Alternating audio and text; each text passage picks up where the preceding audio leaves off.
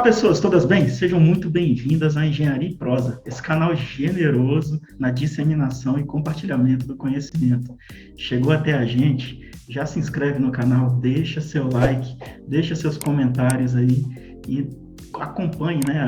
Acione lá o sininho para você acompanhar todo o conteúdo que a gente faz nas diversas plataformas, né? Inclusive, a gente vai deixar na descrição desse vídeo aqui um linkzinho só para você assinar a nossa news, para você receber no seu e-mail aí semanalmente tudo aquilo que a gente está produzindo de conteúdo, toda a nossa programação semanal e todos os artigos técnicos e científicos que a gente acaba divulgando por lá também, né? Sempre com a pauta da engenharia e sempre com esse formato de prosa, né? A gente tentar levar aí conhecimento de uma forma leve. Fala que engenharia é coisa complexa, né? Fala que arquitetura também tem a sua complexidade. Então, a gente busca trazer esses assuntos aí de uma forma leve. Então, hoje, nada mais, nada menos, a gente está aqui com dois proseadores aqui fantásticos que a gente convidou para abordar dois temas aí principais. Um deles é design biofílico, que eu achei fantástico a primeira vez que eu ouvi, enfim, fiquei fascinado pelo tema, e construções verdes também, né? Eu acho que um tema puxa o outro, e aí os nossos proseadores vão nos ajudar aqui, vão destrinchar aí esses assuntos. Primeiro de tudo, vamos começar pelas damas primeiro, né? Então, Fernanda, primeiro de tudo, seja muito bem-vinda ao canal, gratidão pelo carinho que você tem pelo canal, né? Por receber esse convite de portas abertas, aí, de braços abertos, gratidão mesmo pelo carinho e gratidão pela predisposição temporal, né? De tempo, de estar aqui conosco, de compartilhar um pouco do seu conhecimento, né? E aí permitir que esses curiosos aí que nos acompanhem tenham saciados aí a sua vontade de conhecimento. Então, eu queria que você se apresentasse um pouco para a nossa audiência, né, para o nosso canal. Sinta-se à vontade e seja muito bem-vinda. Muito obrigada, Guto. Eu sou engenheira civil, sou sócia proprietária da Ikigai. A gente atua aqui com projetos, consultorias, né, de engenharia e arquitetura. Eu tenho especialização, né, em sustentabilidade na arquitetura, então eu trago aqui para o escritório um pouquinho desse conhecimento, atuando dessa forma. Que maravilha, Fernanda. Agora, Noyuki Hamado, ou Hamadou, me corrige aí, Noyuki, porque às vezes é um pouco difícil, né, a pronúncia, ou é um pouco diferente, enfim. Primeiro de tudo, cara, seja muito bem-vindo também, cara. Obrigado pelo acolhimento do projeto, obrigado aí pelo carinho que você teve aí com Engenharia e Prosa, obrigado pelo tempo que você está dedicando. E, cara, parabéns e obrigado também pelo conhecimento que você vai compartilhar conosco aqui. Seja muito bem-vindo. Se apresenta um pouco para a nossa audiência aí e conta um pouco da tua atuação, cara. Fica à vontade. Seja bem-vindo. Bom, na verdade, a gente que agradece o acolhimento, a oportunidade, né, de estar aqui e falar sobre temas que fazem tanto sentido para a gente, né? É Ramado mesmo, no Yuki Ramado, né? Sou engenheiro civil, formado aí no ano de 2018. Estou finalizando uma pós-graduação em engenharia de segurança do trabalho, tem alguns cursos em geração de energia fotovoltaica, energias renováveis, biomimética e interiores sustentáveis, né? Então, tem algumas coisas aí que me aproximam e que me conectam com esse mundo da sustentabilidade na construção civil, né? Então, é um tema que a gente trabalha, que a gente foca aqui na empresa, né, através de consultorias e projetos, e estamos aí nessa luta. Não, maravilha. Eu queria começar, cara, antes até da gente entrar no tema, me conta um pouco aí do Ikigai Sustentável, cara. Da onde que vem esse nome? Esse nome ele tem, imagino que deva ter algum storytelling aí por trás do Ikigai, porque não é uma coisa comum, né? Não, deve ter algum sentido, algum storytelling. Queria que vocês começassem por aí, entender um pouco da formação aí, né, do Ikigai, da proposta de vocês em desenvolver aí projetos de forma sustentável, né? Porque Ikigai sustentável, eu imagino que seja assim. Essa história da Ikigai, ela começou dentro do terceiro setor, dentro da ONG Engenheiros Sem Fronteiras. Eu atuo nela desde o ano de 2018. E eu e o Noyuki era colega de sala na faculdade, né, de engenharia civil, só que a gente não tinha, assim, tanto contato. A gente era de grupos diferentes, de fazer trabalhos e tal. Mas aí a gente formou, né, no ano de 2018, e no ano de 2019, o Noyuki entrou, né, no núcleo como assessor de projetos. Eu atuava, então, como diretora de projetos, então a gente começou a trabalhar junto. E dentro dessa ONG, a gente tem um dos eixos que a gente trabalha muito forte lá, que é a sustentabilidade. E é uma ONG que trabalha com engenharia. Então, aí a gente começou a trabalhar, né, com engenharia e sustentabilidade, e a gente percebeu esse propósito que a gente tinha em comum, né? Então, a gente quis trazer isso aí para o setor privado, né? Aí o Noyuki que veio com a proposta, né, que veio com essa ideia aí de montar a Ikigai, então a gente surgiu aí com essa proposta mesmo de mudar, né, essa questão de como a construção civil atua, né, levando essa pegada das construções verdes. Então, eu estava com digamos assim, esse incômodo dentro de mim, porque eu trabalhava antigamente com engenharia de segurança do trabalho, né, engenharia de combate a incêndio, etc. E eu vi que não estava fazendo sentido, né, não estava tendo um propósito, não estava impactando o mundo da forma que eu gostaria, né.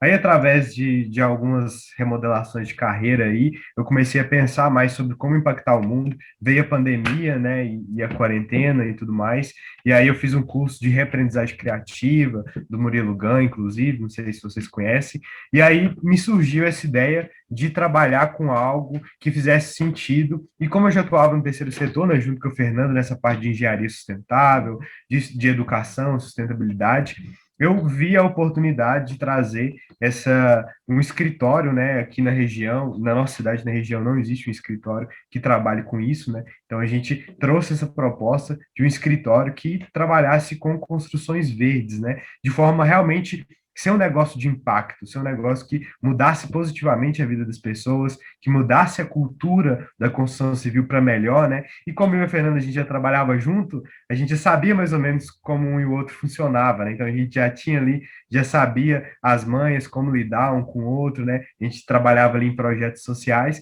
então a gente e aí eu convidei ela para ser minha sócia, né? Porque fazia todo sentido, né? A gente já estava alinhado, né? E faz muito sentido também com o nome, né? Ikigai. Ikigai é um termo japonês, é uma filosofia japonesa, né?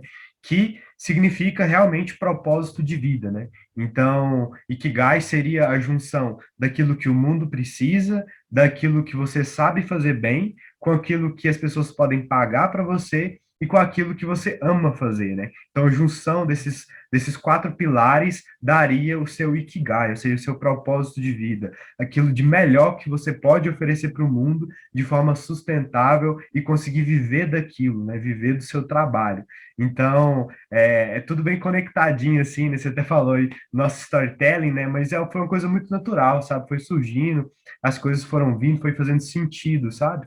Então, a gente é muito feliz de estar nesse caminho, porque a gente realmente sente que isso faz parte do nosso propósito, faz parte do nosso caminho e está aí em toda a nossa marca, né? Em tudo que a gente faz. Cara, que fantástico, cara. O que a gente tem notado, né, e aí só fazendo um parênteses, é isso, né, as empresas, elas estão mais imbuídas num propósito mais de vida e de, como é que se fala, de ação, né, do que os fundadores ali acreditam, né, então, a maioria delas é isso, assim como qualificação, né, então, eu tô vendo, todos os dois têm pós-graduação, provavelmente deve evoluir com um mestrado mais para frente, eu não sei como está o planejamento de vocês, mas, cara, todo esse storytelling, ele tem que fazer sentido, né? Ele tem que ser vivido, né? Aquela história do faço o que eu digo e não faço o que eu faço, acho que tá se perdendo aí no tempo, graças a Deus, né? Então, as pessoas estão fazendo aquilo que as motivam, né? Cara, fantástico isso. É fantástico terem vindo do terceiro setor, então, esse associativismo, né? Que são para quem está nos ouvindo aí, são ações mais honoríficas, né, que a gente fala, ou seja, sem remuneração de pessoas, né, apesar de que eventualmente envolve alguma captação de recurso, ou por vaquinha, ou financiamento coletivo, ou, enfim, até mesmo algumas outras propostas, mas que visam o emprego disso direto, de uma forma social, ambiental, enfim, né, cada um com uma prerrogativa, né. Eu queria entender um pouquinho de sustentabilidade. Eu vi que construções verdes está enraizado, né, nisso, e queria entender a correlação entre, cara, construções verdes e o design biofílico, né, que é a nossa pauta, né, e essa sustentabilidade. A gente teve para você que está nos assistindo aqui agora, a gente teve duas prosas fenomenais, cara, com a Agenda 2030, então procura aí nas nossas prosas que vocês vão vocês vão adorar isso daí. E tem uma outra também, que é com o Luiz, que é de meio ambiente, só o processo de licenciamento. E aí lá ele aborda que tem que ser técnico, econômico, ambiental, social e inclusivo, se não me falha a memória. Luiz, se estiver nos assistindo, comenta aí depois se eu esqueci algum, ou então depois eu até volto lá, às vezes eu até coloco nos comentários. Então, eu queria ver um pouco disso daí, né? Quais são as premissas da sustentabilidade, né? Que vocês atuam. Aí depois vamos começar a definir o que é essas construções verdes, né? O que se entende por isso, o que o propósito de vocês está associado a isso. E o design biofílico, eu não sei se ele está correlacionado com ela, ou, enfim, a gente começar a fechar esses entendimentos aí. Certo. A sustentabilidade, né, o conceito de sustentabilidade é atender, né, às necessidades da população presente, sem comprometer que a população futura faça o mesmo. E a sustentabilidade, ela é baseada em 3 aspectos, que é o econômico, o ambiental e o social. Então, independente de como a gente aplica a sustentabilidade, independente do setor, ela sempre precisa estar relacionado com esses 3 aspectos. Então, quando a gente traz isso, né, para o setor da construção civil, não pode ser diferente, a gente sempre tem que atender a esses 3 âmbitos.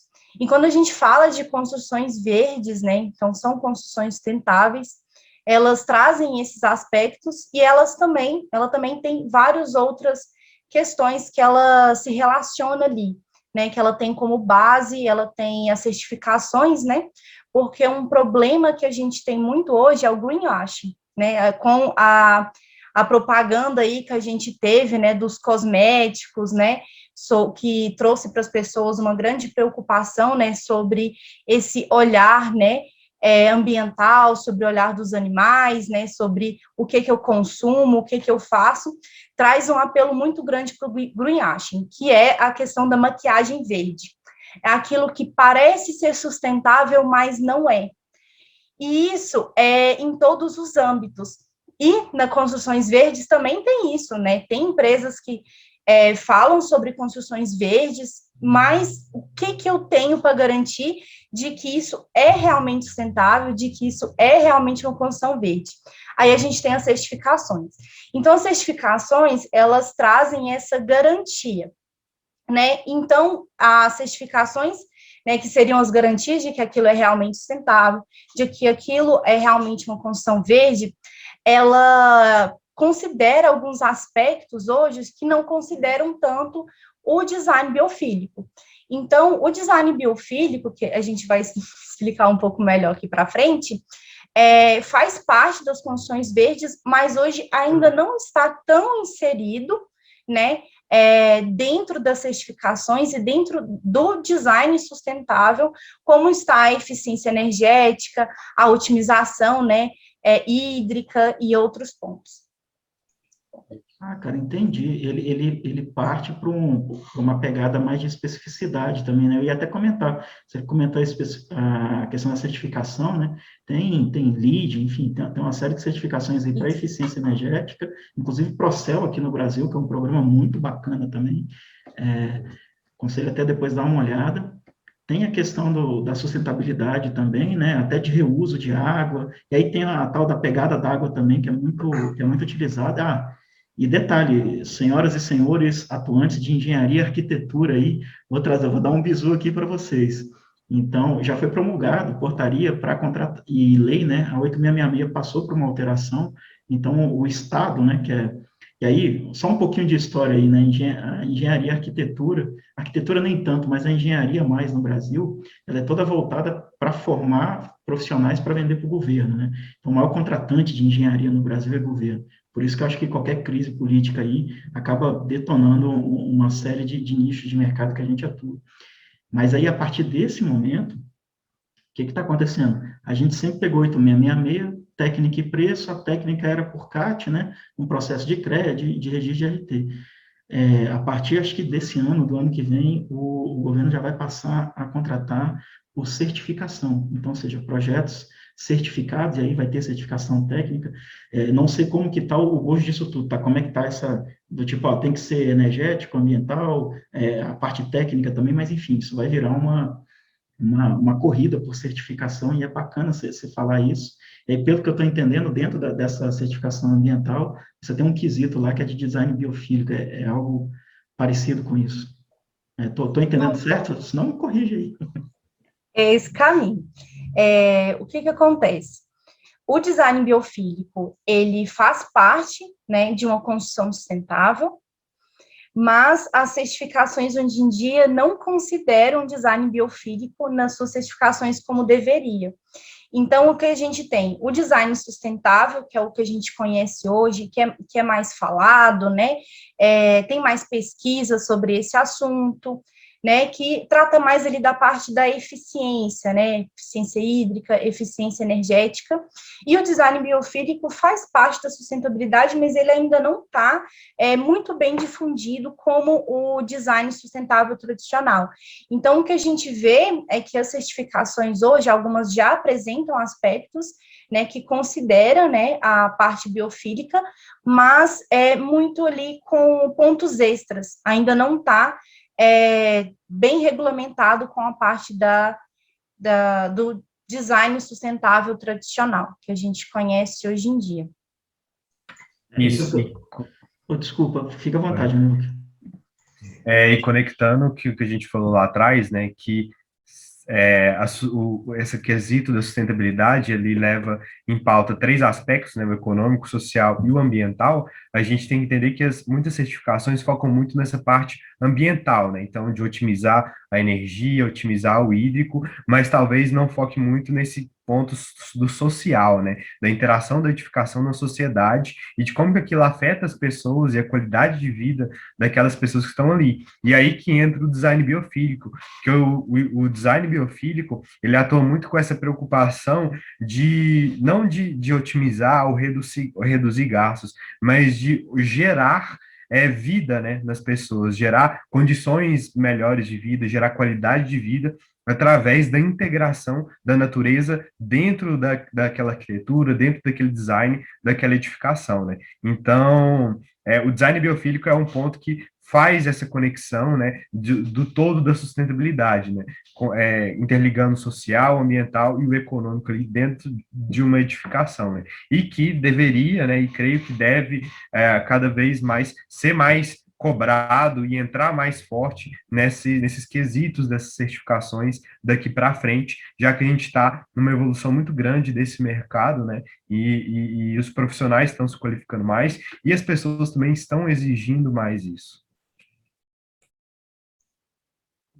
Entendi isso daí. Tá crescendo, né? Eu tô só com um delay na tua imagem, tá, Nayuki? Eu não sei, acho que agora vai melhorar, não sei. Mas, cara, tô entendendo mais ou menos. Vamos definir o que é, então, o design biofílico, né? Para que a gente comece a pautar isso daí, até elucidar um pouquinho. Eu sei que tem a ver com a história de humanidade, tem a ver com esse período aí de vida. Eu queria, Fernanda Noyuki, cara, vamos definir isso daí para a gente só balizar e ambientar todo mundo e a gente começar a pautar alguns trem dele, tirar algumas dúvidas, né? Eu estou curioso para caramba para saber isso aí. Isso, acho que a gente, explicando, o pessoal vai conseguir entendendo melhor, né, as nossas colocações. O design biofílico, ele é pouco conhecido, né? A gente gosta de falar primeiro dele, sem explicar o que é, justamente para causar essa intrigação, né? Mas o que é, então, esse design biofílico, né? O que é isso? O design biofílico, ele surgiu ali na década de 80, com o Edward Wilson, que trouxe esse conceito, né? Biofilia, né? Ele vem do grego bio, que é vida, e filos, que é amor. Então, ele é o amor pela vida, né? E esse autor, ele trouxe essa conexão entre o homem e a natureza. Ele trouxe a biofilia dessa forma, do amor pela vida e com a conexão do homem com a natureza. Porque se a gente for parar para pensar, né, desde o surgimento da humanidade, né, todo o tempo de existência, né, do ser humano, o tempo que a gente ficou, né, dentro de cidades, né, dentro das construções, é muito pequeno dentro de todo o tempo que a gente passou na natureza, né, em contato direto com a natureza. Então, 99% da evolução humana deu-se na natureza. Então, é normal de que a gente se sinta melhor quando a gente está na natureza. Então, quando a gente até para pensar, pensa num lugar calmo, pensa num lugar em que você se sinta bem, a gente geralmente pensa em lugares naturais. E isso é muito normal, porque isso fez parte, né, da nossa evolução. Então, a biofilia, né, e o design biofílico, o que que ele faz? Ele traz, né, essa interação do homem com a natureza. Então, ele traz para as construções aspectos naturais e aspectos que vão remeter à natureza, que a gente, indiretamente, a gente se sente bem, mesmo às vezes sem nem saber, mas a gente se sente bem. E existem vários estudos, né, que relacionam o sentimento, né, sentimentos de alegria, sentimentos de bem-estar, quando o ser humano está nesses locais que remetem à natureza. E isso pode ser de forma direta, né? Então, quando a gente fala assim, a gente pensa em plantas, vegetações, mas pode ser de forma indireta também, através de formas, texturas, cores.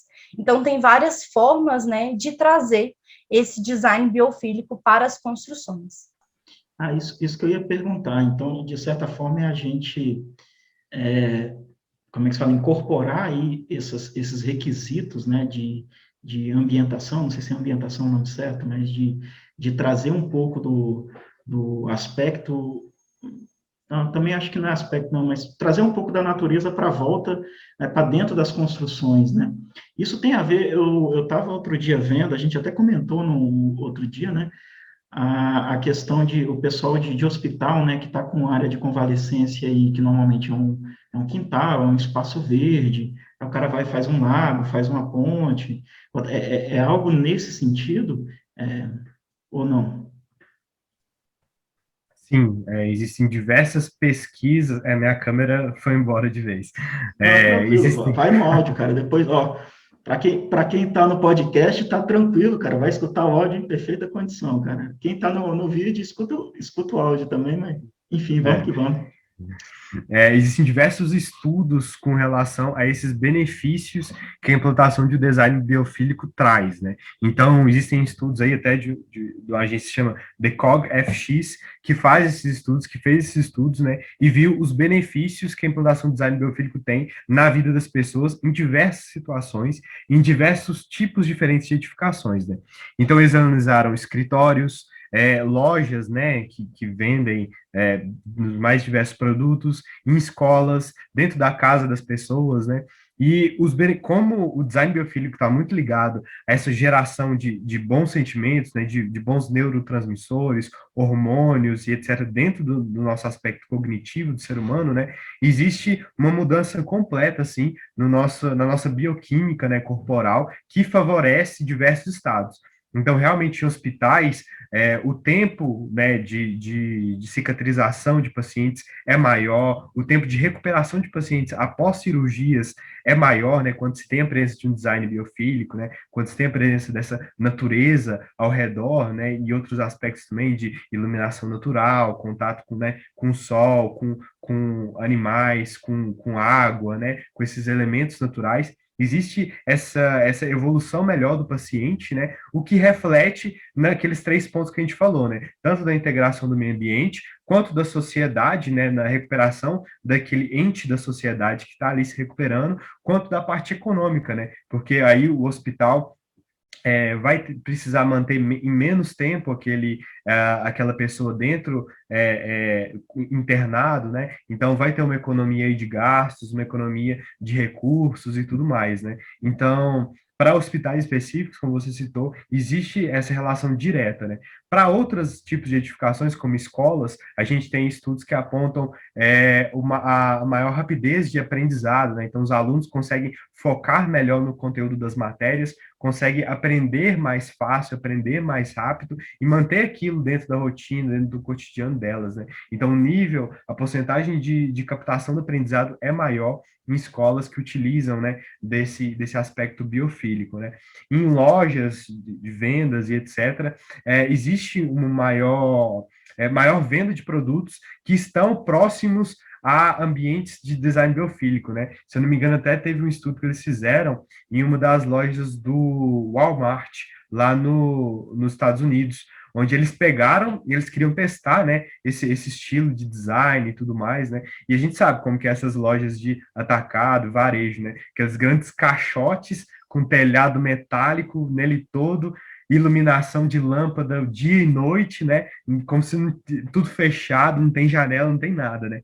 Eles pegaram lá um desses estabelecimentos e em um setor do supermercado, eles fizeram uma abertura, fizeram aberturas, né, colocaram janelas, onde a iluminação natural do sol batia diretamente nessa área, sabe? Mudaram ali aquele setor do supermercado, transformando ele de forma mais biofílico, né? Aproveitando a iluminação, aproveitando outros recursos também naturais, e eles notaram que as coisas que estavam sendo vendidas naquele setor estavam vendendo mais, tinha aumentado a venda daqueles produtos que estavam ali, entende? Então, as pessoas se sentem mais atraídas, se sentem mais confortáveis para tomar decisões de compra, para realmente se envolverem com os produtos, quando existe essa atmosfera de design biofílico, de natureza, né? E em escritórios também, né? A gente fala em produtividade, principalmente hoje, que grande parte das pessoas está trabalhando em home office, né? Fica ali, às vezes, entrando e saindo de uma reunião atrás da outra, olhando só para a tela do computador, né? Com aquela iluminação fria de lâmpada assim na cara,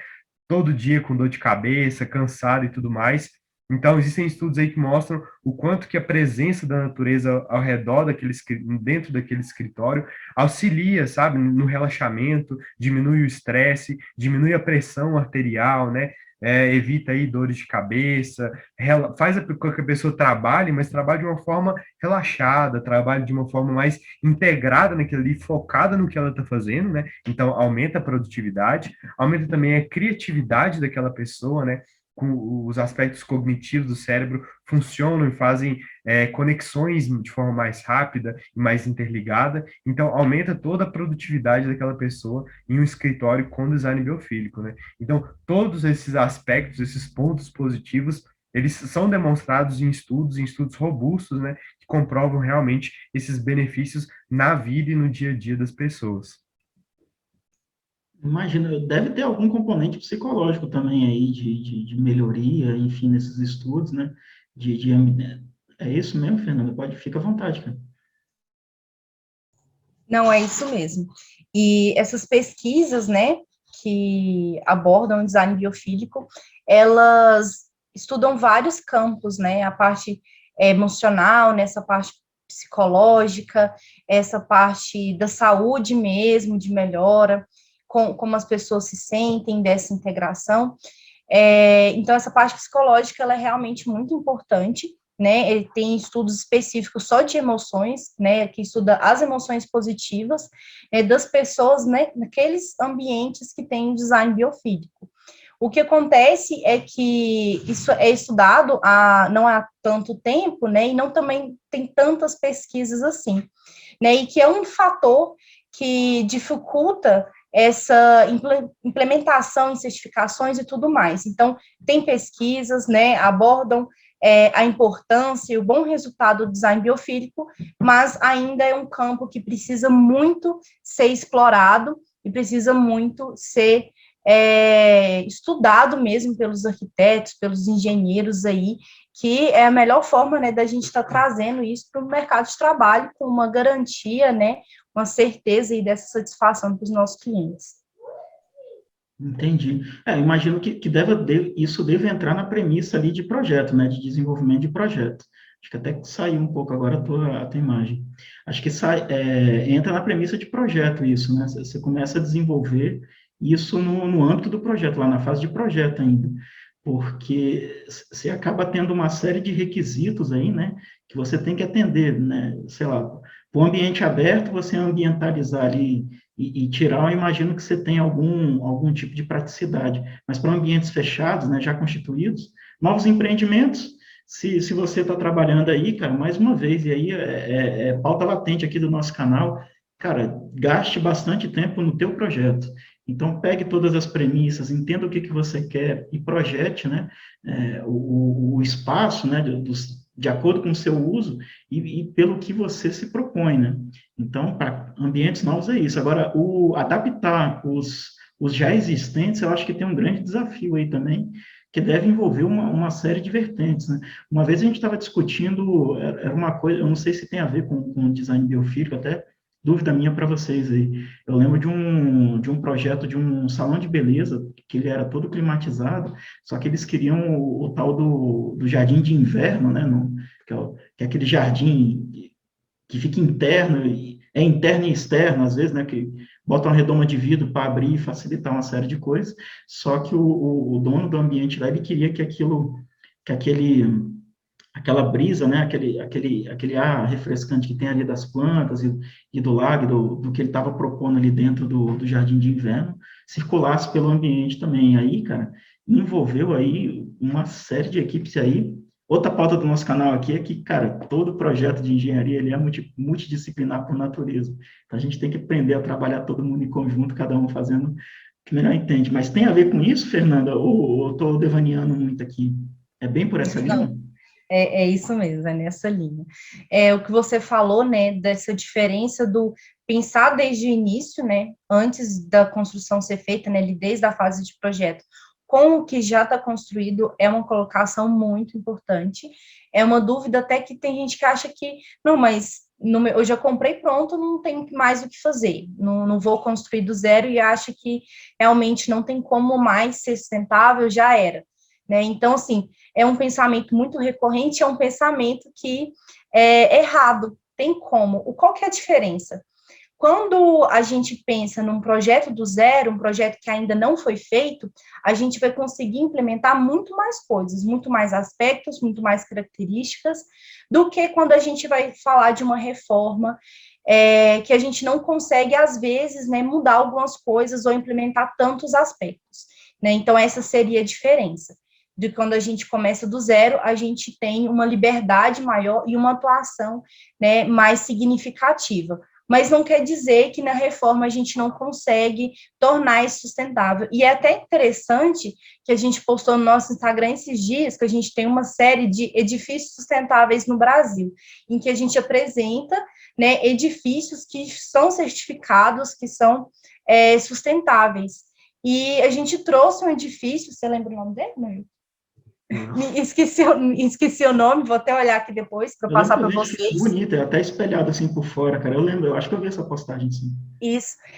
Mas que ele não foi construído do zero. Ele já era um edifício que já existia, eles readaptaram o local e ele tem uma certificação. Então, é a prova, né, de que a gente consegue reformar, que a gente consegue readaptar, e o edifício ele foi até certificado, né? Então, é a prova de que a gente consegue, de fato, fazer isso mesmo depois de pronto. Em questão de trazer, né, o aspecto que você disse do jardim de inverno e biofílico, foi muito interessante o exemplo que você trouxe, porque quando a gente fala de um jardim de inverno normal, tem pessoas que não utilizam de plantas naturais, às vezes isso é colocado apenas assim por uma questão de enfeite, sabe?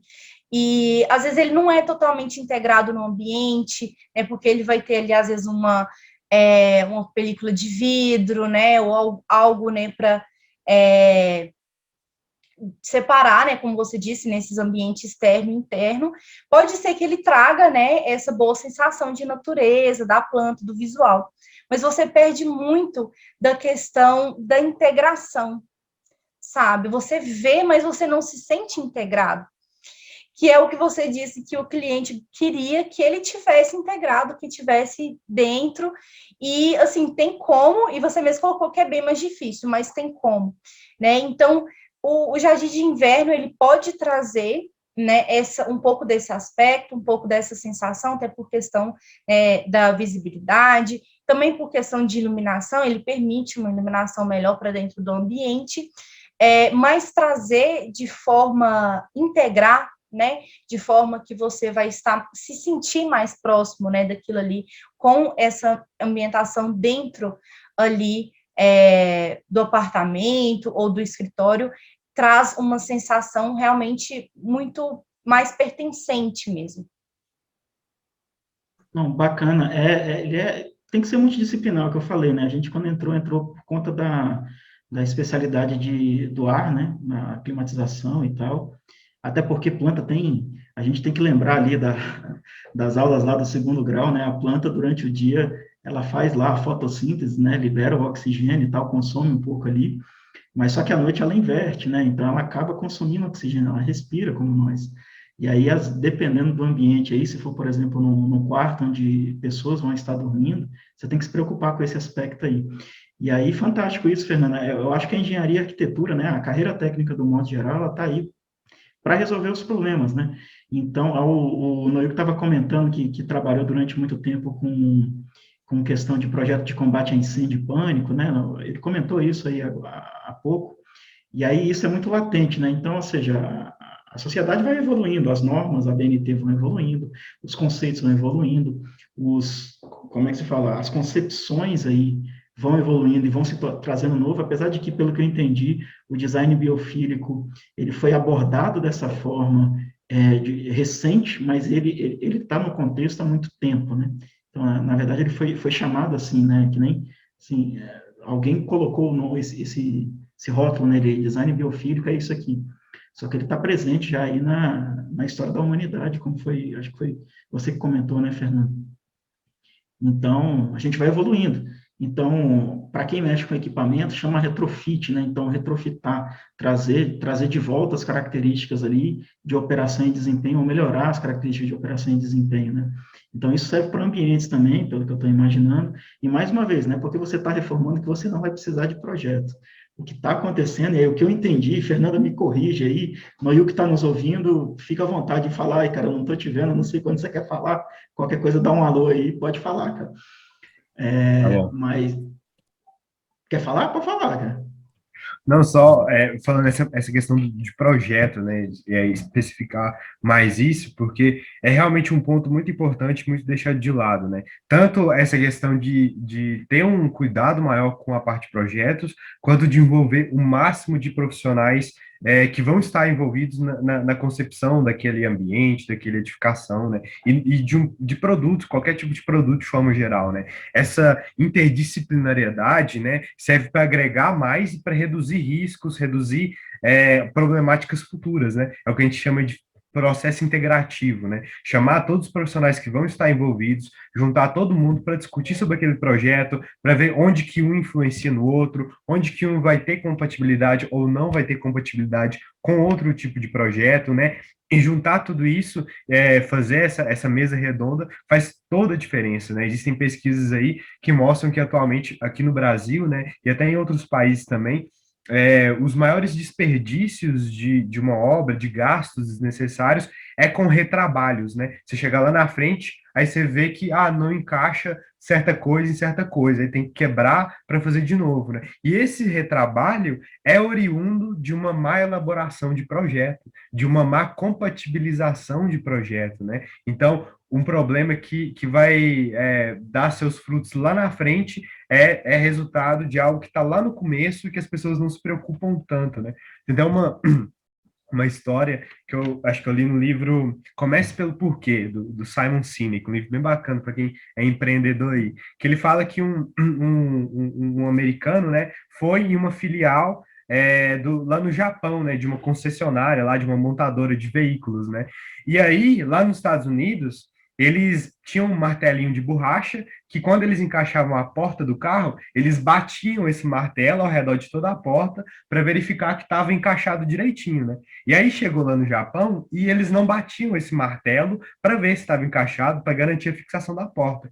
Aí ele perguntou, ué, mas vocês não usam, não utilizam não batem na porta para ver se está encaixado? Aí o japonês falou, não, a gente não bate. Aí ele falou, ué, mas por que vocês não batem? Vocês não vão conferir se está encaixado?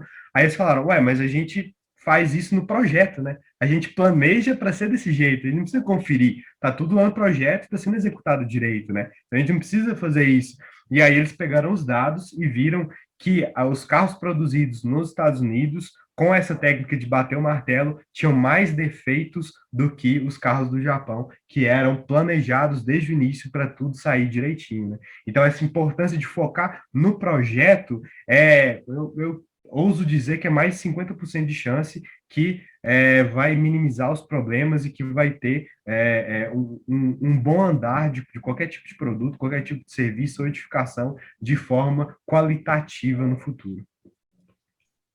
Não, fantástico, cara. Tem até um ditado, né, popular que fala isso, né? Você quer cortar uma árvore rápido, né? Apesar do trocadilho e tal, a ideia não é, não é abordar a exploração predatória, não, mas é só reproduzir o falácia, né? Você quer cortar uma árvore rápido, gasta o dobro do tempo afiando o machado, né? Então, é aquele negócio, se preparar bastante, e aí dentro da fase do projeto você tem essa fase aí de estudo e de análise de requisitos, que, cara, é onde começa o grande lance. Então, você tem requisitos do cliente, você tem requisitos legais, normativos, você tem uma série de requisitos que você tem que fazer aquela confluência. As empresas de engenharia e da engenharia consultiva, o que ele estava, que o Noel comentou aí de compatibilização de projeto, você tinha setores de coordenação de projeto, verdadeiros setores, onde as áreas, né, combatiam. Hoje você tem um modelo renderizado, né, que para quem utiliza BIM, por isso que o BIM está dando esse boom todo aí, é porque todo mundo trabalha no mesmo modelo tridimensionalmente. Então, o que acontecia? Você passava pela concepção da arquitetura, aí você ia para civil com estrutura, você ia lá para as instalações, a engenharia elétrica com as instalações, a mecânica com a parte de climatização, exaustão e tudo. Aí depois vinha, hoje tem bastante na engenharia de automação, enfim, todas elas, né? Aí você começava a vir. Aí, sei lá, a arquitetura mudava uma parede, vinha aquele rolo, né? Tipo, ó, mudou a parede, não, mas mudou a parede, mudou o comprimento de cabo, mudou o volume de ar que você vai climatizar ou não, mudou a ocupação, enfim. Aí era o efeito cascata, né? Então, uma mudava, todas vinham. E aí, hoje, com o advento do BIM, né? Quem já trabalha com BIM, aí, ó, mais um bizu para você. Cara, se você ainda não conhece o BIM, vai correr atrás, porque, cara, você já está atrasado ou atrasada, né? Então, o BIM ele te dá essa modelagem em 3 dimensões que te permite, né, enxergar esses efeitos, essas alterações simultaneamente em todas as áreas. Então, a gente ganha tempo. E aí, você fazer essa análise de requisito pode ser para a tua reforma, para a tua ampliação, como para a construção do novo, tá? E aí, muito bem pontuou a Fernanda quando ela se preocupou em dizer assim, não, Guto, pô, agora já construiu, já está ruim. Não, não está ruim. Você tem algumas restrições físicas que vão pesar na tua análise de requisito. Então, ou seja, onde passa um pilar lá, provavelmente você não vai poder tirar o pilar dali. Você vai ter que incorporar uma solução que ou agregue ele ou inclua. Você pode eventualmente até tirar e tal, transferir ali, fazer reforço, enfim, transferir a carga para um outro lugar, e aí o engenheiro estrutural que dá conta disso. Enfim, e aí eu queria só botar isso. Você quer comentar alguma coisa? A gente está com uma pergunta aqui, Fernanda. Mas fica à vontade, Você comentou do BIM, achei interessante. O BIM foi o primeiro episódio que eu escutei do Engenharia e Prosa. Bem interessante, tem um episódio lá, fica até de recomendação para o pessoal. E é bem importante mesmo essa questão da integração dos projetos e dos profissionais. Quando a gente fala de um projeto que visa sustentabilidade, o consultor ambiental, né, esse consultor das construções verdes, ele precisa participar desde o início, né? Então, quando eu falo desde o início, não é quando começa a fazer a fundação, não, é antes de escolher o terreno, né? Então, a escolha do terreno, por exemplo, que é uma coisa que as pessoas às vezes não pensam nisso, tem muita interferência, porque, primeiro, obra causa transtorno, estresse, né? Tem uma interferência ali no entorno, na vizinhança. Então, se a gente está falando de sustentabilidade, a gente precisa se preocupar com os vizinhos, né? A gente precisa preocupar ali com essa questão do estresse, né? Do bem-estar da vizinhança. A gente precisa pensar também esse local que a gente vai construir. Essa região, ela tem os insumos que eu preciso, ela tem a mão de obra que eu preciso, eu vou precisar trazer isso de fora, né? Então, se eu vou comprar um material que a região não tem, né? Pode ser, bambu ecológico, então tá tudo certo. Não, mas a minha região não tem, eu vou ter que trazer isso lá de um local bem longe. Será que isso é sustentável mesmo? Né? Será que todo toda essa emissão de carbono que eu vou ter aí do transporte para me trazer esse material ecológico, eu estou sendo sustentável? Então, tem um tipo construtivo aqui que ele é mais sustentável, só que na minha região não tem ninguém que faz, não tem nenhuma empresa para me atender, e eu vou ter que trazer isso de muito longe. Eu ainda estou sendo sustentável?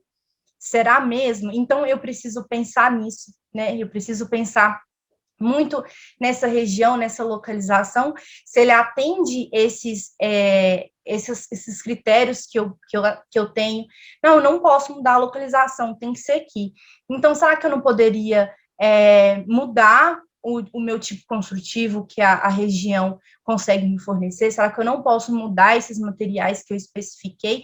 Então, a gente precisa sempre pensar muito nisso, na localização desse terreno. Essa região, ela possui transporte coletivo, ela possui espaços de lazer, espaços de cultura, ela tem um comércio local, ou as pessoas que moram aqui vão ter que se deslocar muito para ir para o trabalho, para ir para a escola.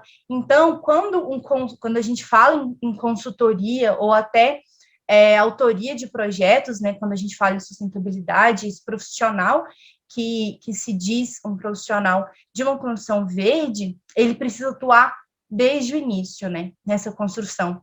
Ele precisa ajudar a escolher até o local dessa obra.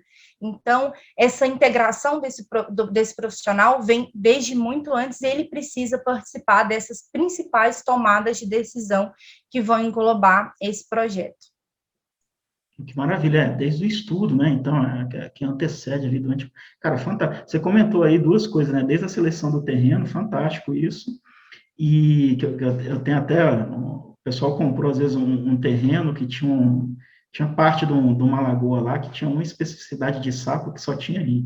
Então, o resultado, parte do terreno dele virou APP, cara, virou um transtorno grande, acho que muito por falta de se entender isso, de fazer um levantamento, um estudo aí, né, um estudo de impacto ambiental antes da própria construção. E um outro ponto, e aí, nossos amigos aí da engenharia florestal aí, agronomia, outra coisa, né, você trazer outras espécies que não são nativas, né, mesmo que seja para incorporar, precisa ser muito bem estudado, né, porque o que eu vejo muito é uma integração com bioma e flora, não sei se é assim que chama, tá, cara, assim, não sou especialista na área, mas com espécies que são nativas e que são remanejadas ali dentro do local. Então, você está no Cerrado, você vai trazer ali, né, o que faz sentido para o Cerrado, são plantas que já se adaptaram àquela micro-região ali, né, e aí, eventual, bambu, acho que é um vegetal resistente aí, acho que ele não sofreria tanto. Mas, eventualmente, que nem peixe, eu lembro que uma vez o pessoal estava fazendo lago artificial, cara, para selecionar as carpas e os peixes que iam ficar ali, cara, foi um estudo bem parrudo, porque, cara, tem peixe que não se adapta com a região tropical,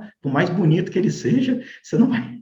Ou, sei lá, você vai ter que climatizar a água, não sei como que é que vai isso, é bem por aí, né? Enfim, queria que você comentasse. Exatamente. É isso mesmo. Nessa questão, né, da vegetação, não é só escolher a mais bonita, né?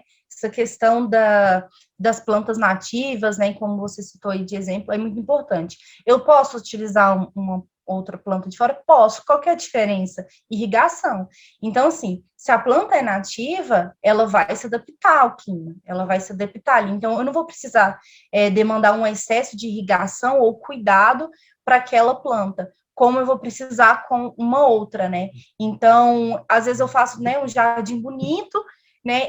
Estou sendo sustentável, porque é um jardim que vai me demandar um absurdo ali de irrigação. Então, são muitos aspectos que eu preciso analisar, né, para realmente trazer o melhor resultado, e não só na questão de demanda de recursos, né, questão financeira, e às vezes até um desgaste, né, de cuidado, né, de uma manutenção muito maior ali que esse cliente vai ter. E também isso... Fica à vontade, Luiz. Isso se conecta também com a questão do design biofílico, né? Um dos critérios que a gente analisa quando a gente está fazendo uma arquitetura biofílica, implantando design biofílico, é essa utilização de produtos e coisas que são regionais, né? Que se encontram regionalmente, né? Então, quando a pessoa está ali dentro da casa dela e tem algo da natureza que remete, por exemplo, A gente aqui está no centro-oeste, no sudeste, né? Tem muito vegetação da caatinga e tudo mais, né? Quando a pessoa se conecta com aquilo ali faz parte da vida dele, faz parte do ambiente onde ele está inserido e da natureza onde ele está inserido, né? Então, ele ter essa regionalidade de espécies, essa regionalidade de frutos, né?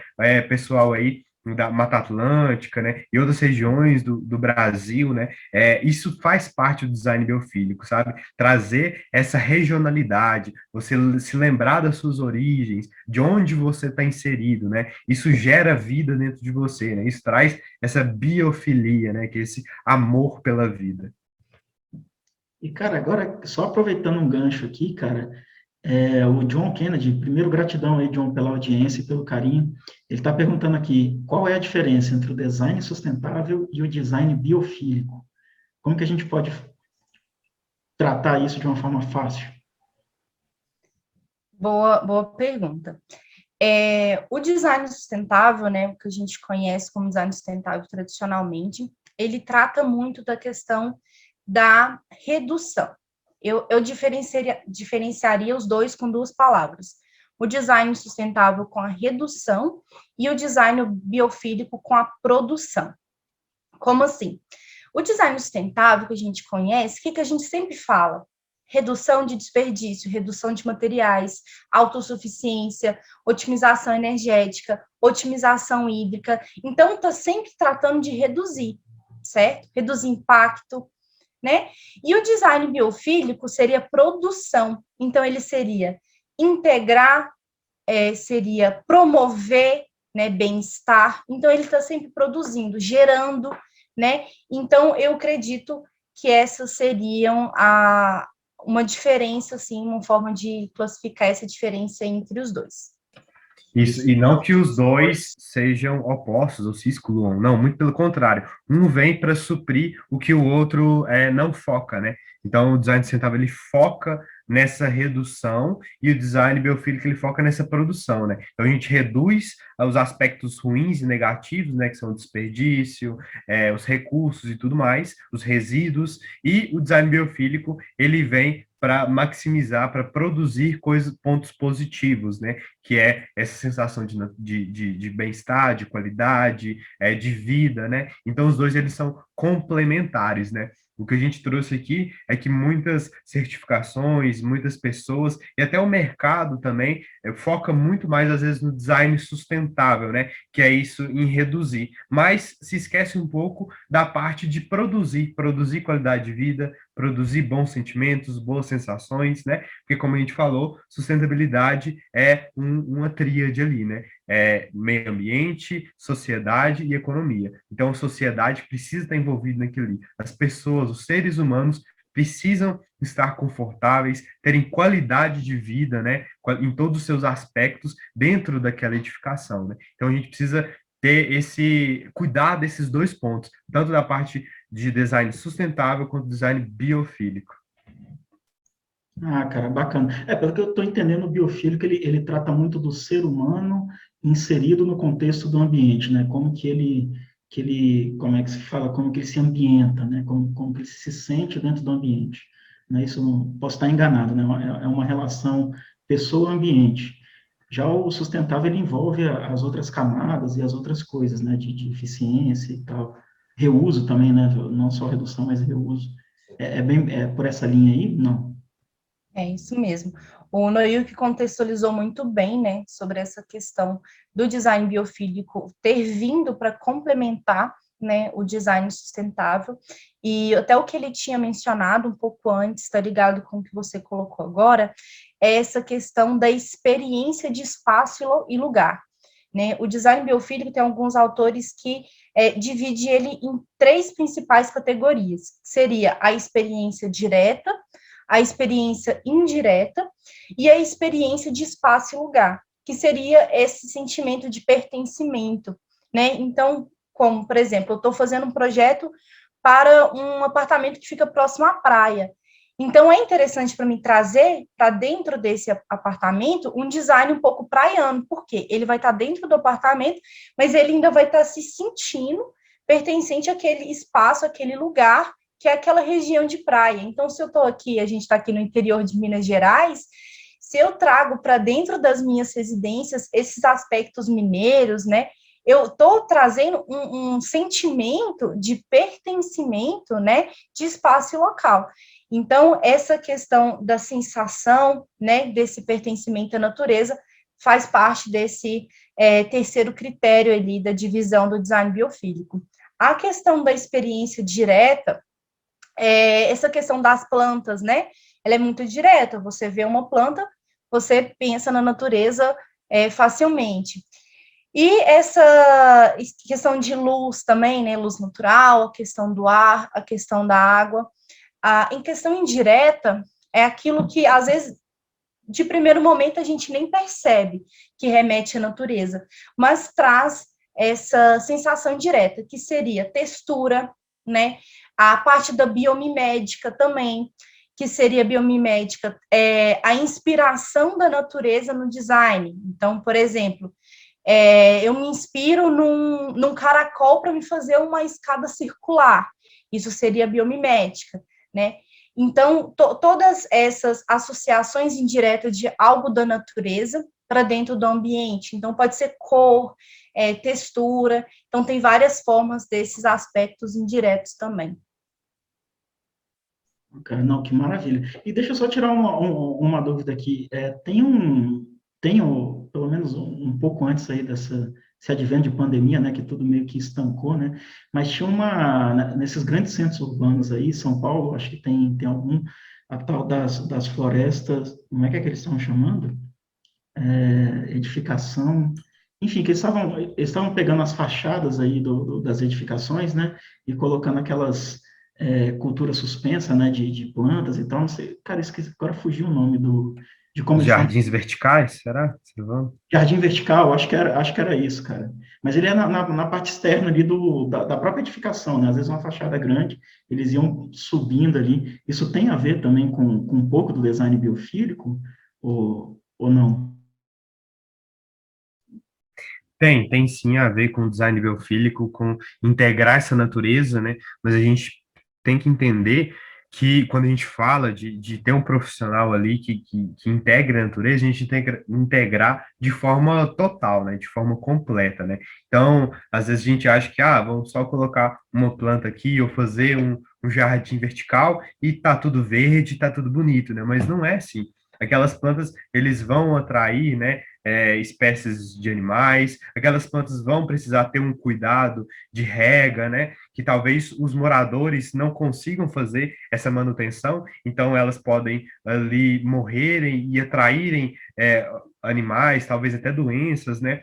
A gente tem que pensar na disposição do sol, né? Se aquelas plantas elas podem pegar sol o dia todo, se elas não podem, se elas são plantas de meia luz ou não, entende? Então, assim, parece simples, mas não é tão simples quando a gente acha, sabe?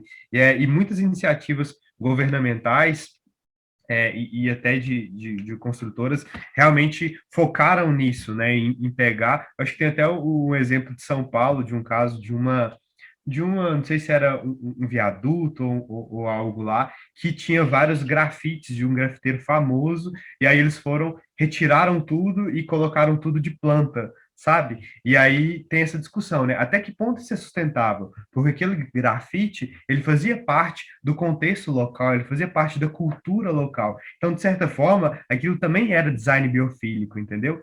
E simplesmente excluir isso daquele convívio social da sociedade para simplesmente colocar planta, né? Quem garante que aquelas plantas foram planejadas ali de forma eficiente, de forma coerente com a realidade local, né? De forma que elas não passassem 2 meses e elas não tivessem todas mortas, né? Então, a gente tem que ter essa preocupação como um todo, sabe? Antes de falar que só porque tem uma madeirinha, uma plantinha, é verde, é sustentável e etc. Cara, não, que fantástico, cara. Bom, bom, bom ponto que você colocou aí, né? Que você inseriu. Enfim, essa história do grafite de São Paulo foi uma discussão enorme, né? Inclusive, não só eu não lembro como que eles colocaram, se era a inclusão do verde ou o reestabelecimento, tinha alguma outra coisa, mas teve um outro também que foi de pintar de cinza, né? Eles chegaram e pintaram de cinza, tiraram o painel todo, e aí eu não estou fazendo um juízo de valor nenhum, se é certo ou se é errado e tal, enfim, acho que cada um tem sua concepção, mas isso que o Noyuki comentou cara, vamos pensar mais, né? O japonês, uma vez eu estava numa reunião com o pessoal da JICA, os caras discutindo Tóquio para daqui a 50 anos. Então, se eles estavam projetando hoje o que seria de Tóquio daqui a 50 anos. Então, 50 anos de estudo aí, cara, para depois... Por isso que eles executam tão rápido, e aí já foi comentado aqui também. Então, a gente precisa convergir tudo isso daí de uma forma de melhor convívio, né? Acho que no fundo é isso, né? Pode falar, Fernanda, fica à vontade. Não, é isso mesmo. Só complementando a questão que você mencionou das fachadas, né? É um estudo que tem que ser feito com muito cuidado. Como o Noyuki disse, isso demanda de uma manutenção muito grande. É um atrativo de animais também. Então, só pegar um prédio e encher a fachada dele de plantas fica muito bonito. Mas isso com o tempo, né? Como é o crescimento dessas plantas? Porque imagina, isso crescer muito rápido, né? Atrair muitos animais. Isso, em vez de trazer bons benefícios, né, vai ser ruins. Então, por isso que até os telhados verdes continua sendo uma das saídas mais adotadas quando a gente trata nessa questão dos edifícios, né, das residências, porque é algo um pouco menos invasivo, né, do que a gente colocar isso na fachada inteira. É uma questão que tem muito mais estudos, né, como lidar, como fazer, né, tem todos os passos para você implementar aquilo ali, a manutenção simples. Então, é algo que tem sido, ainda continua sendo a forma mais bem adotada, assim, para essa questão das fachadas e tudo mais. Isso, inclusive, tem um caso de um edifício lá na China, se eu não me engano, que eles fizeram a edificação, era um prédio de diversos andares, né? Utilizaram esse sistema de jardins verticais, os jardins nas sacadas também, e o pessoal acho que demorou a mudar para o prédio e não teve manutenção, e as plantas tomaram conta do edifício. O edifício ficou inutilizado, assim, realmente. Eu creio que atualmente ninguém mora lá, eu acho que eles não coisaram porque as plantas tomaram conta da edificação toda, sabe? Então, esse cuidado é muito importante. Não, cara, impressionante mesmo. E, cara, mais uma vez, ponto latente aqui também, em várias provas a gente já abordou a questão da manutenção, cara. Então, cara, aborde a manutenção no início, lá no projeto. Porque, olha só, tudo que você vai, assim, aí, estimativa geral, tá, cara? Eu não sei se isso se aplica à questão do design biofílico em si, mas, assim, de modo gerais, né, dados mais generalizados, digamos assim, não específicos. Cara, o que você vai gastar construindo ali, e implantando a tua edificação, é em torno de 20% que você vai gastar com a vida útil dela. Então, ou seja, 80% de aquilo ali que você gastou, que às vezes o pessoal já enxerga, né, como um dispêndio muito alto, aquilo ali representa 20%. Então, ou seja, ainda vai ter ainda 4 vezes mais daquilo ali para você manter. Então, manutenção tem que ser uma pauta de gestão de ativos, que a gente tem que encarar a manutenção como uma ferramenta. E se a gente tem na premissa do projeto uma manutenção facilitada, ou uma manutenção com menor consumo, ou uma manutenção adaptativa, que pelo que vocês estão me falando aí, o design biofílico permite isso, né? Que é você pensar ali ou na planta, ou no ambiente que você está incluindo ali, que ele seja, né, mais adaptado, melhor adaptado possível para a proposta. Então, aquilo ali vai trazer benefícios de longo prazo. Então, cara, ó, pauta de manutenção, viu? Não é só a galera de equipamento. O pessoal fala manutenção, o pessoal só imagina carro, né? Não, cara, edificação também tem. Aí, cara, tive prosas fantásticas aí com dos grandes amigos nossos, o Matheus Leone, amigo nosso do canal aqui também, cara. Abraço, se estiver vendo isso. Fantástico. Queria pedir, você que nos acompanhou até agora, cara, fantástico, gratidão. Cara, se inscreve no canal, ativa ali o sininho, coloca os comentários. Senão, a gente não promete responder todos, mas, cara, na medida do possível, a gente sempre busca fazer o nosso melhor, né? dentro até acho que o discurso, o Noil e a Fernanda abordaram isso, né, é o melhor que você pode fazer para incluir e desenvolver a vida ali. Então, Fernando, eu quero agradecer imensamente, a gente já está passando já de 1 hora de prosa, estou falando, quando o negócio vai, ele vai indo, né? E aí acaba fazendo. Eu queria que vocês fizessem as considerações finais, né? Acho que primeiro, vamos começar pelas damas de novo, né? Primeiro a Fernanda. Então, Fernanda, mais uma vez, gratidão por estar aqui, gratidão pelo carinho com o canal, cara, gratidão por ser uma audiência, né? Uma audiência que se tornou proseadora. Olha que honra, cara, é um privilégio estar com você e com o Noilke aqui. Por conta disso tudo, a gente se sente super feliz e motivados, né, em levar mais conhecimento e tudo. Então, gratidão pelo seu tempo, gratidão pela generosidade em compartilhar o seu conhecimento. Então, fica à vontade para fazer as considerações finais. O prazer é todo meu, a gratidão é toda nossa. Fiquei muito contente com o convite, agradeço a oportunidade da gente estar aqui proseando, né, falando aqui sobre todas essas questões que são importantes que a gente colocar para a sustentabilidade.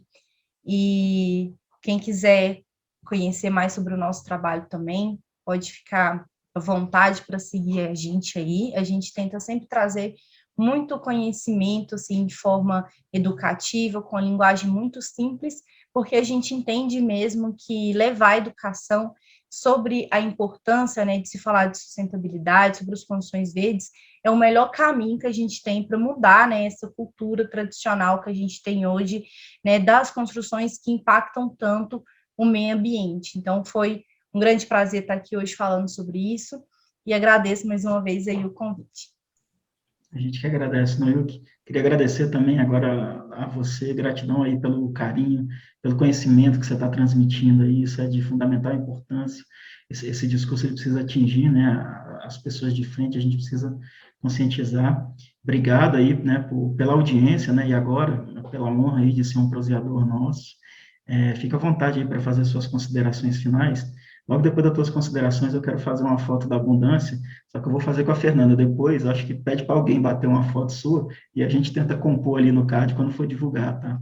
Então, cara, faz as tuas considerações finais aí, mais uma vez, gratidão pelo carinho e pelo tempo que você compartilhou conosco aqui. Bom, eu que agradeço, Guto, o pessoal aí que está escutando a gente do Engenharia e Prosa. Na verdade, é uma honra para a gente participar de um podcast que traz tamanha qualidade, né? A gente escuta aí seus podcasts profissionais qualificados, muitos assuntos importantíssimos para ser se falado sobre engenharia, né? Então, é uma honra para a gente estar aqui divulgando sobre esse mercado das construções verdes, sobre essa nova forma de enxergar o mundo, né, através da sustentabilidade, através da conexão do ser humano com a natureza, que é algo que a gente acredita, é algo que está no nosso propósito, é algo que está no nosso DNA. Então, é uma honra para a gente se sente muito feliz em transmitir isso que a gente vem estudando, que a gente sabe, que a gente aplica nas nossas obras, nos nossos projetos e etc, né? Então, muito obrigado. Eu queria deixar aí para a audiência, para todo mundo que esteja escutando a gente, de que sejam sustentáveis, busquem enxergar o mundo com um mindset de sustentabilidade, enxergar que existe sim uma conexão entre o social, entre o econômico, entre o ambiental, e que é possível fazer essa junção, esse equilíbrio, e cabe a cada um de nós a responsabilidade de enxergar a nossa rotina, a nossa vida e o mundo de forma mais sustentável, né? Nos nossos comportamentos, nas nossas ações, nas nossas palavras, e aplicar isso em todos os mercados, em todos os campos, principalmente na construção civil, que é muito viável, que é uma tendência que está vindo e que não é apenas uma moda, não é apenas uma questão de modismo, é uma questão de jeito de se viver, de jeito de se fazer, né? É um plano de sobrevivência quase aí da espécie humana para conseguir se perpetuar e se integrar com a natureza, com o nosso planeta e ter aí, colher bons frutos, né? Então tenham essa mentalidade, enxerguem a vida de forma sustentável. Que maravilha, vamos nessa. Então, a foto da abundância é o seguinte, normalmente a gente faz, ela surgiu aí nas nossas prosas que eram gravadas ao vivo, né? A gente ia até o local para gravar, e aí a gente sempre bate a foto com as mãos abertas, né? Para receber tudo que de bom a vida tem para nos dar, né? E para nos trazer abundância. Então, a gente está fazendo uma digital. Ah, tá aí? Dá para... então ótimo, então. Bom demais, então. Então vamos assim, ó, foto da abundância digital, com o máximo possível assim, ó, de palma para frente da câmera aí. Isso, só olha para a câmera e sorri, que aí depois aí pronto, beleza. Depois o pessoal lá da edição pega isso daí e aí faz o cara que a gente